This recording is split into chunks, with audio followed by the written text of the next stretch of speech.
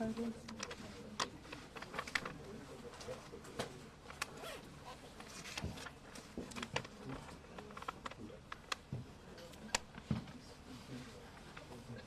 Are you ready?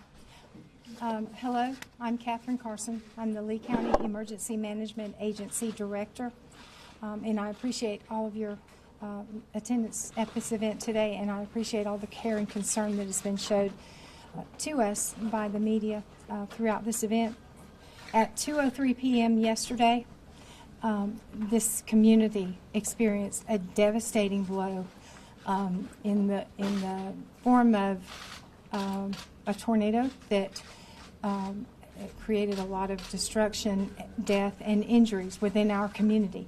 This is the worst natural disaster that has ever occurred in Lee County, and it's we have never, most of us cannot remember anything ever creating this much of a loss of life and injuries in our citizens. Earlier today, we received a phone call at the EOC from President Donald Trump, who indicated to us that he has been in contact with our governor, Governor Ivey, and he expressed his sincere condolences and that he is thinking of all of us, and that he just wanted us to know that. And on that note, I'd like to introduce Governor Ivey, and thank you, Governor Ivey, for being here. We appreciate it. Thank you so much.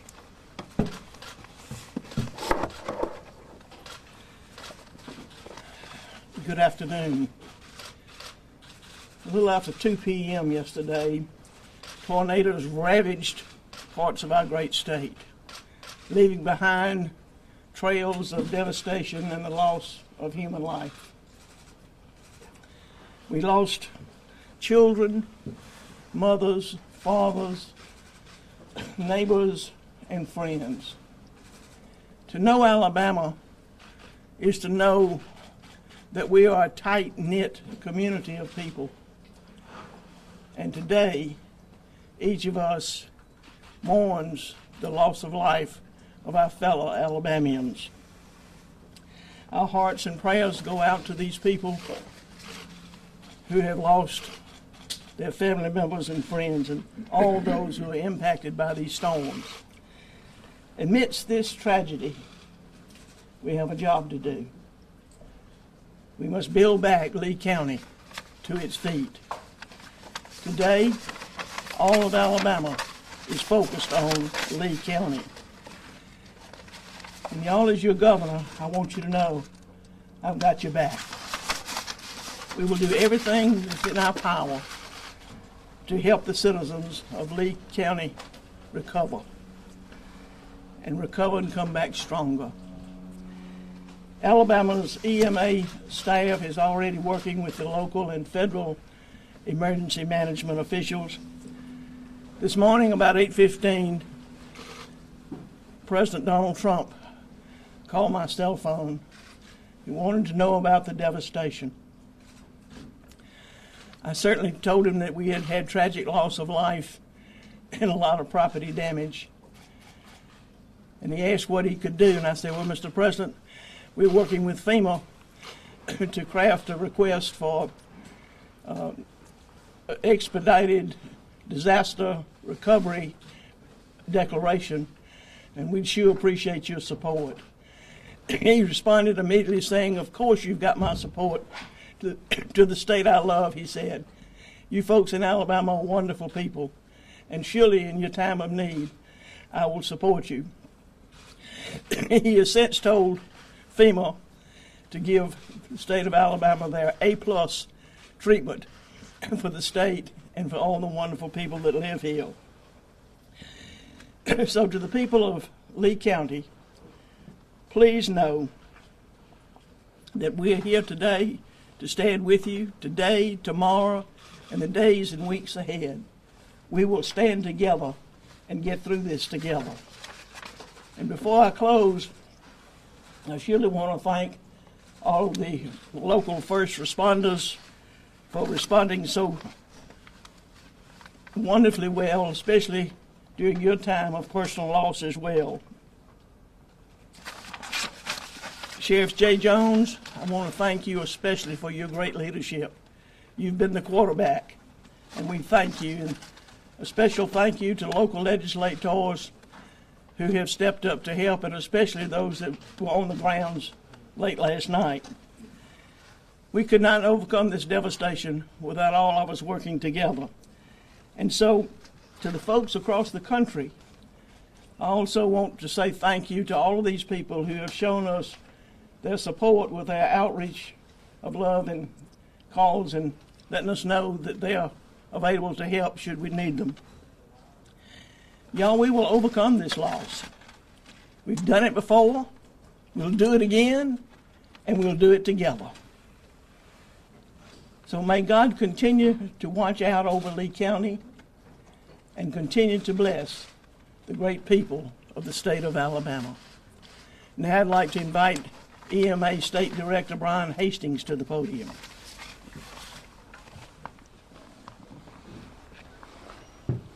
Thank you, Governor Ivey. First of all, our condolences to those who have lost family members, loved ones, friends, and the suffering that's going on in Lee County and the other counties who have been impacted by the tornadoes that devastated our communities yesterday.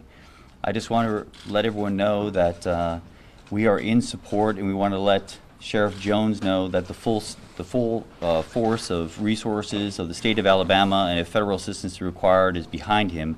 And we appreciate your leadership, Sheriff, and the leadership of Kathy of the Lee County EMA.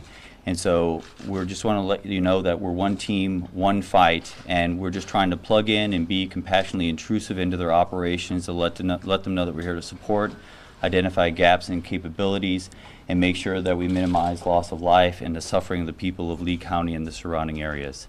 We appreciate all the things that you have done for us, Governor Ivey, in allowing us to unleash the authorities and responsibilities of Alabama EMA and our local EMAs to take care of our local citizens. And we just want to let you know that if there's a need out there, please work that through the Lee County EMA. If you need some assistance, 211, and we'll be working with volunteer services, the Red Cross, and other volunteer capabilities to make sure that we funnel volunteer services into the community in an organized way to make sure that your recovery goes smooth and we get you to a better tomorrow. So thank you all for all you do. Thank you to the first responders, the community.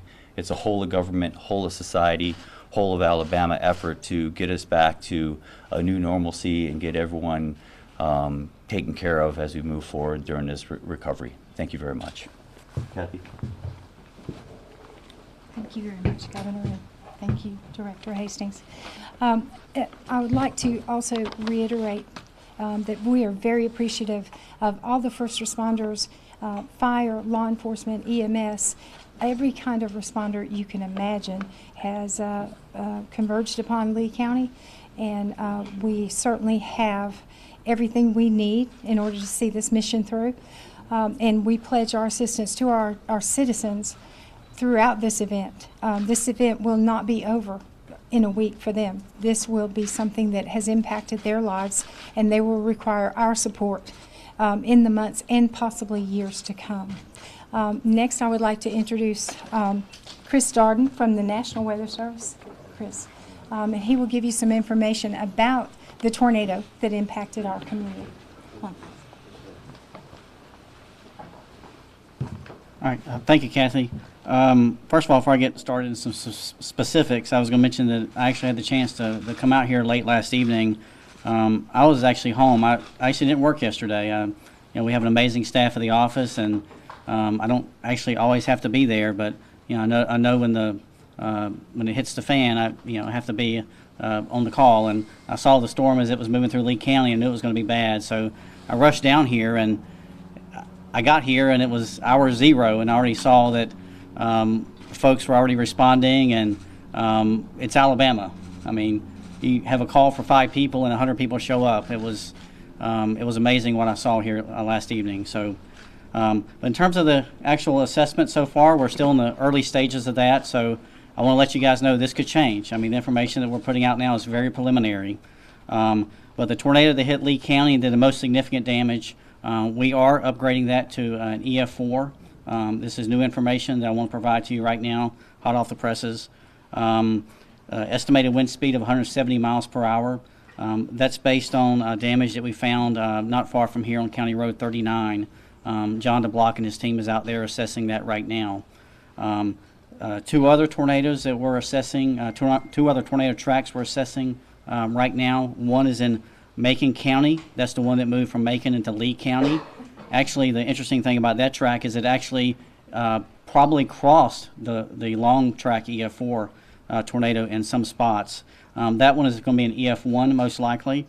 We're also looking at damage in Barber County. We have not gotten to the worst damage, we don't think yet, near the Eufaula Airport. But so far we have gotten at least EF1 damage with that one in Barber County. Now I want to go back to a little bit, talk a little bit more about the one in Lee County.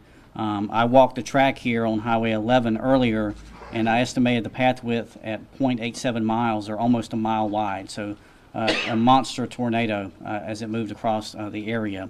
Early estimate, at least 24 miles long. Our counterparts at the Peachtree City office in Georgia, they're surveying on their side of the border, so that track could be longer. In terms of the watch warning process, we started doing briefings about the threat of tornadoes early Thursday morning. So well in advance, 72 hours in advance, we started talking about tornadoes. We raised the alarm bells along with our compadres at the Storm Prediction Center in Norman, Oklahoma. We upgraded to an enhanced risk of tornadoes, and even mentioned the possibility of long track tornadoes in some of the outlooks on Saturday. And then the watches came out yesterday before lunchtime. I think 11 a.m. is when the watches came out. And we had tornado warnings for Lee County 8 to 10 minutes before the storms actually hit the Beauregard community.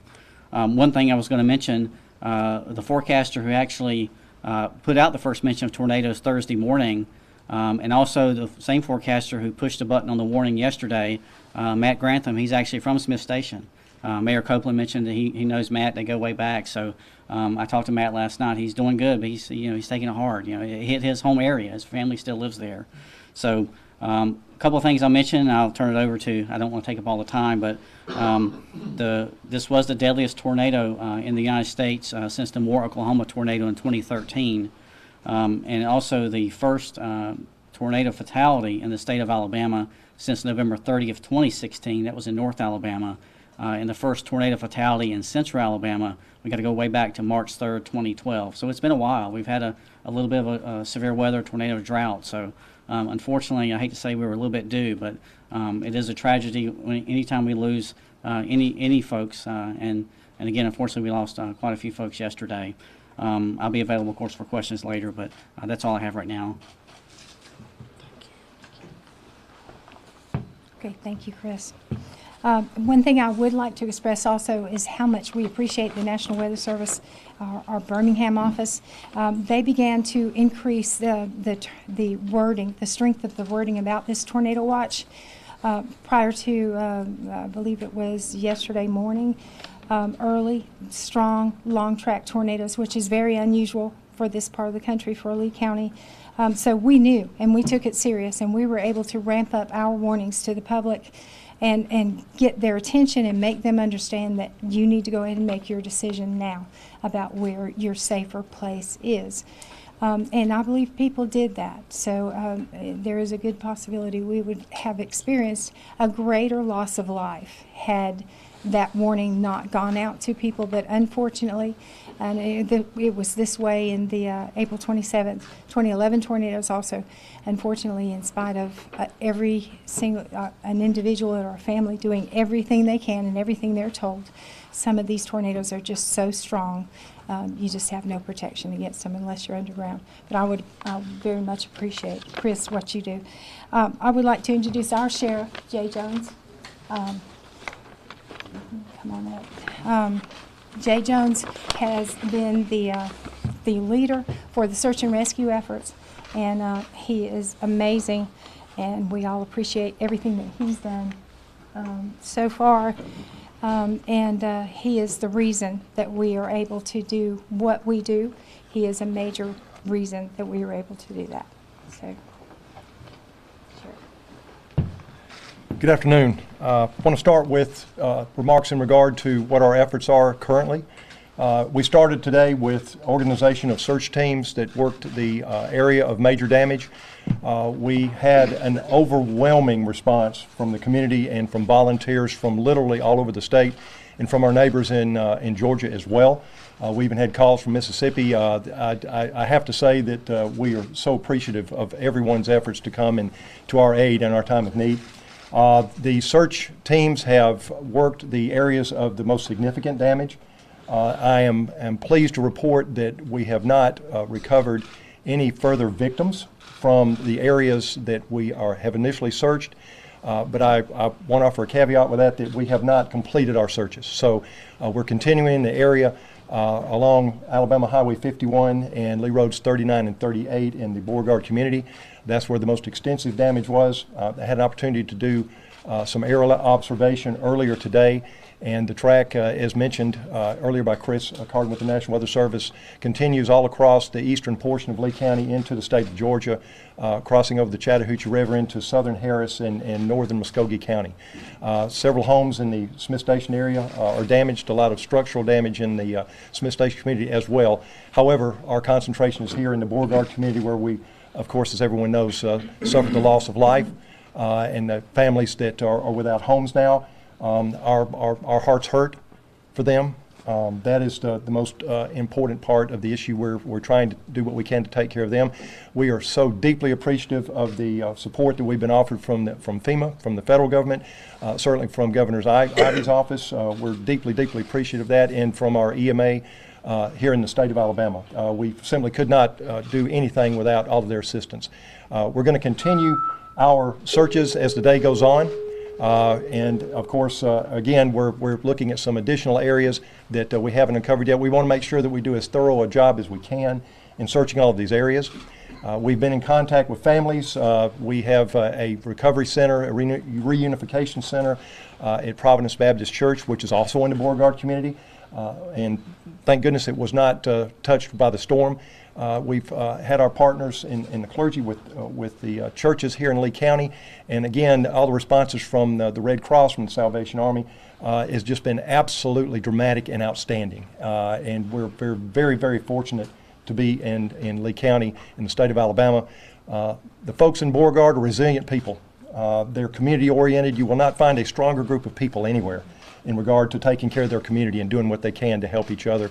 And again, the overwhelming support from areas outside of Lee County, we are just so grateful and will be eternally grateful. Thank you. Thank you, Sheriff. I would like to make an announcement. We are asking our citizens, if they have unmet needs, that they call 211 and register those needs with 211, so that we can maybe match them up with something that has been volunteered, either a service or a piece of some kind of equipment that they need, whatever.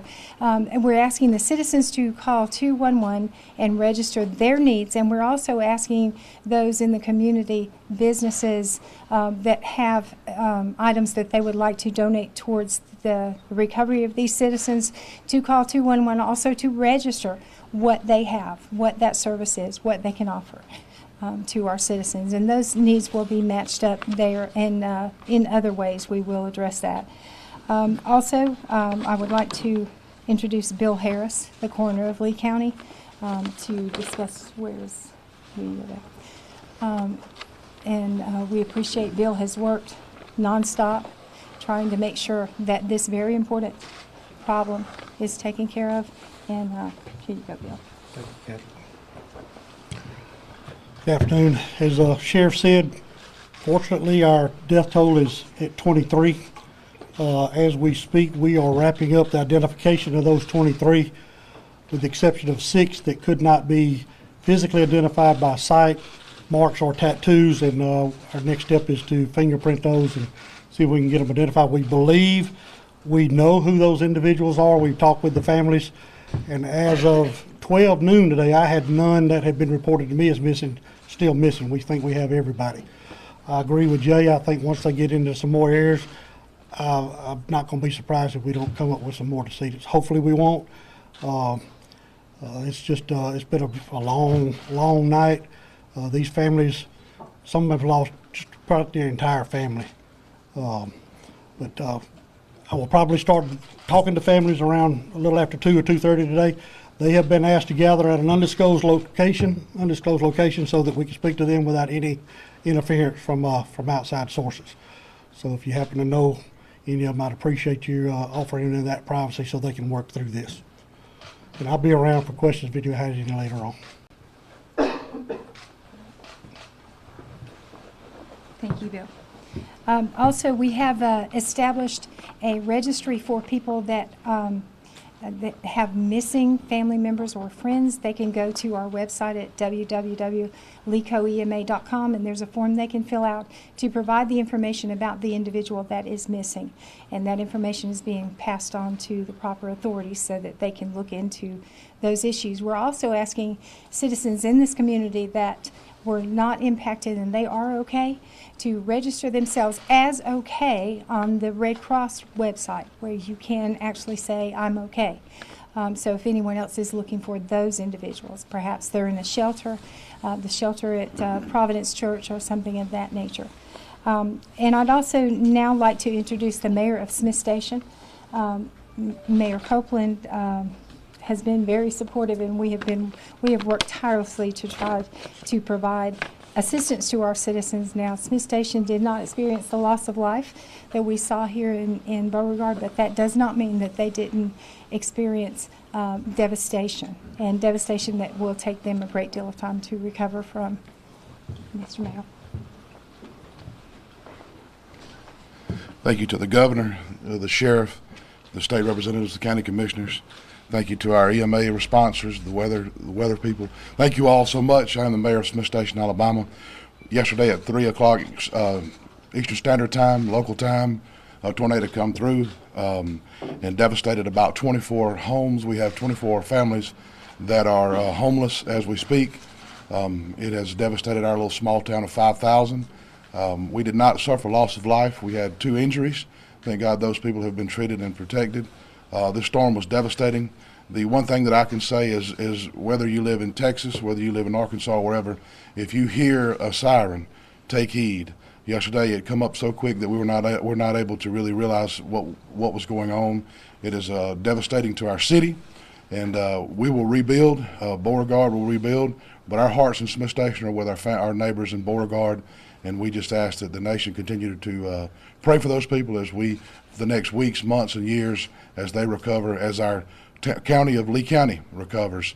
We will all work together to make sure that people are taken care of, and thank you all. Thank you, Mayor Copeland. I'd like to also recognize the other elected officials that we have up here with us that are supporting, that they may not be talking to you now, but they are behind us, and they are the reason that we are able to do what we do. At this point in time, we will take questions. Are you considering a curfew? Kathy, it's been described as this recovery effort will be a marathon, not necessarily a sprint. What are the estimates on how long it will take to recover from this, and when do you hope all family members will be notified that they've lost a loved one? I can speak to the recovery process, and that's going to vary depending on to what degree. What are they recovering from? You know, are we looking at an insured family that we're supporting them with some place to live until their house is rebuilt? You know, there are people that don't have insurance that we have to find resources for. So you can't really put a timetable on it because it is so different based on every single different circumstance. And I think the coroner can speak to the notification process. Once we have everybody identified, then we will notify the families. Most of them I've already spoken to, and we'll get with them and then find out what their wishes are as to where they want that loved one released, which funeral home. And we're in that process now. Like I said, we had 22 because one died at the hospital. We had 22 on the scene down here that we did process and identify, and we're at the point probably within the next hour to start getting that information from families on where they want them to go. It's all done in person. I had families come to me and say, I'm missing so-and-so. I had a list. You may had a list. everybody had a list where people knew somebody was called, hey, this is who I'm missing. And we got the list narrowed down. At one time, we thought we had, 26 more individuals deceased, but as we started putting 2 and 2 together, a lot of the lists were doubled up, and we found identified decedents tentatively of who they were, and that list quickly dwindled down to we're at the 23. Have you been able to determine how many children died? At least 3 right now. Ages 6, 8, and 10. 9 and 10. 6, 9, and 10. Yeah, Are y'all considering a curfew for this area? that's not up to me. Yes, that will be That's the Sheriff sheriff. Jones. Yes. We're going to keep the area secure until we're satisfied with our searches. So we will be have units, our patrol units and law enforcement in the area, keeping it secure. As I mentioned before, a lot of homes are destroyed, and we want to ensure that we don't have any problems with people coming into the area unauthorized. Sheriff Jones, really quick, we had heard information that a local hotel may be price gouging. What do you want to say about certain scams and frauds as the victims continue to recover, to be careful about that? Well, I'll just address scams in general. That by order of the governor is against the law in an emergency situation, and certainly we would, if we have situations where we detect that there's a scam, we'll request our district attorney, we will enforce the law. Sheriff, we heard 40 people were still unaccounted for. Can you tell us anything about that? No, ma'am, I haven't heard that specific number. We still have lots of people that aren't accounted for at this time, but as far as an exact number, I do not have an exact number for you. Sheriff, can you talk about the resources used in the search right now? Dogs and helicopters, planes. What are you using, and how's that going? Right, we've employed the use of canine detection units that are in the area from different areas of the state and neighboring states. We're of course have ground search in progress as well. We have used unmanned aircraft drones that have infrared capability to detect heat signatures. We're basically using everything we can get our hands on at our disposal to conduct a search. Sheriff Jones, every first responder I've spoken with is asking people to please stay out of the area. How long is this area going to be closed off to the public, and do you want to reiterate that message again? Yes, we certainly would do that. We encourage folks that are not involved in the searches, that are not involved in the area, to please stay out of our area. Let us do our jobs. Let the fire, EMS, law enforcement, everyone take care of what our job to do is, of course, to conduct these searches and have them stay out of the area. We eventually will phase in opening of the area, but it's a little bit early to give you a timetable on that at this time. Sheriff, have you been able to conduct rescues in this process? And could you describe some if you have? No, sir, we have not, as of today or during the day today, as mentioned previously, have not discovered any more individuals victims of the storm. So if we do, we have, I believe, the assets in place to immediately respond and take care of the situation. How many more homes do you guys still have to go through right now with your search and rescue? A little bit difficult to say. I just put it into the dozens. We have a significant area. This is primarily at least a 1 square mile area that we've been concentrating on. But the track, as I mentioned earlier, does continue to the east toward the state of Georgia. So we're looking at other areas as well. Do you think that work will be done today, the next 2 days?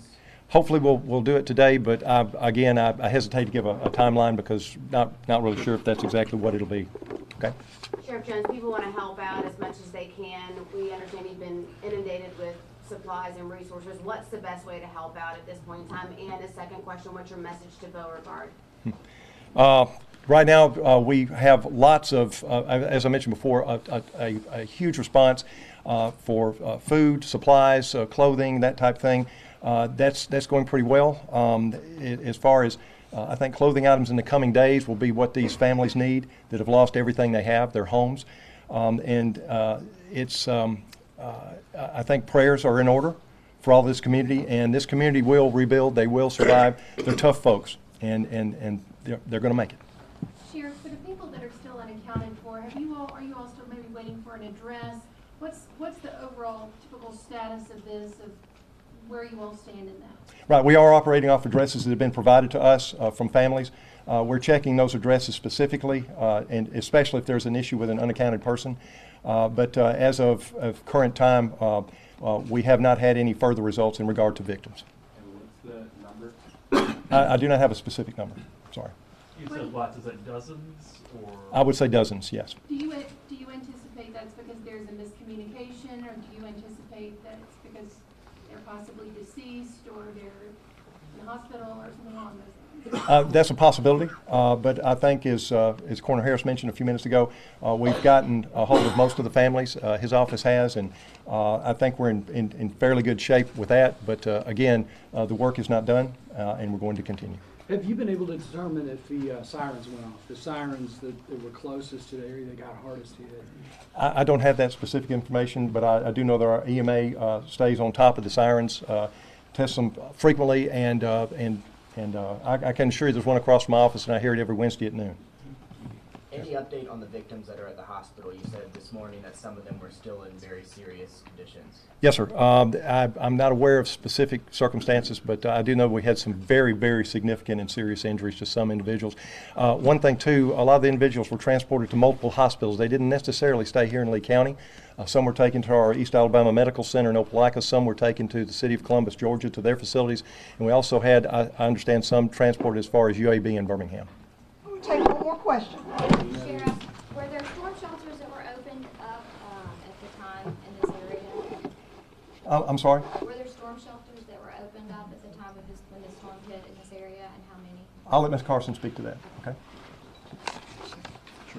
Yes, earlier in the day, with the issuance of the tornado watch, we have what we call term safer locations that were open for citizens to seek shelter in, and they were certainly encouraged to do so if they were in mobile homes, to go ahead and make that choice in advance. And you had a question about the sirens.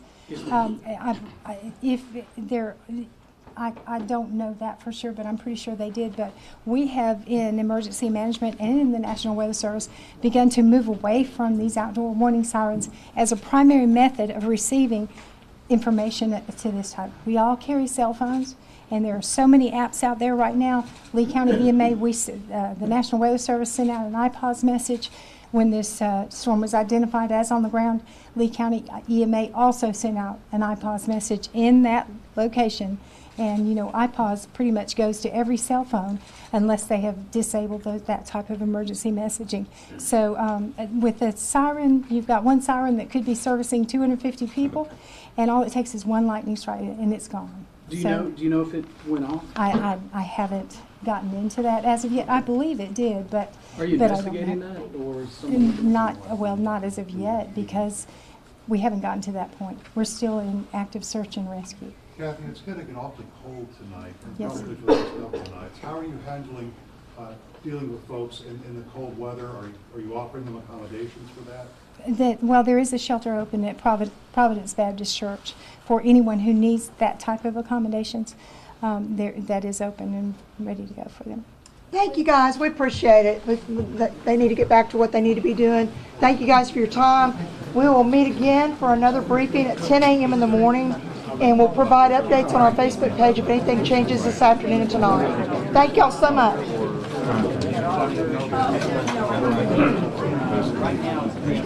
Individual interviews, if you want them while they're